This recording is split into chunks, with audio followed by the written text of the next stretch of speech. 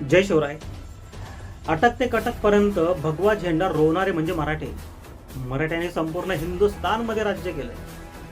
मोगलांना आपल्या अधीन ठेवलं आणि मोगलांच्या अधीन असलेले राज्य त्यांना सुद्धा आपल्या अधीन ठेवले.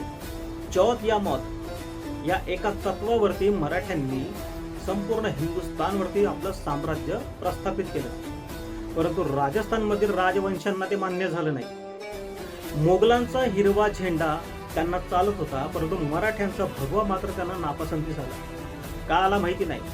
स्वतः राजस्थानचं गॅझेटियर, इंग्रजांचं गॅझेटियर असे अनेक पुरावे आहेत ज्याच्यामध्ये स्पष्ट उल्लेख आहे, स्पष्ट लिखाण आहे, राजस्थान हे मराठ्यांच्या अधीन होतं. राजस्थानच्या एनसीईआरटीच्या पुस्तकातून मराठ्यांचा भगवा हटवण्याचं षडयंत्र यांनी केलं. पण मराठ्यांचा इतिहास एवढा लेचा पेचा नाही की कोणी येईल आणि मराठ्यांचा इतिहास पुसण्याचा प्रयत्न करेल. तुम्ही जेवढी ताकद लावणार ना मराठ्यांचा इतिहास पुसायला, मराठे त्याच्या दुपटीने ताकद लावतील.